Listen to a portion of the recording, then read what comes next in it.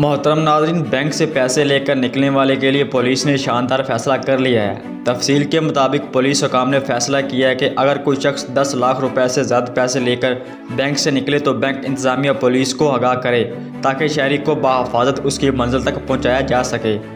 Bank से रकम निकलवाने के लिए शहरियों के साथ डकैती की बढ़ती मुतअद्दिद वारदातें रिपोर्ट हो चुकी हैं। DIG इन्वेस्टिगेशन शहजादा सुल्तान ने बैंकों के बाहर डकैती के मुकदमात में मुलव्वस साबिता रिकॉर्ड याफ्ता मुलजमान की निगरानी और शामिल तफ्तीश करने का फैसला कर लिया गया है।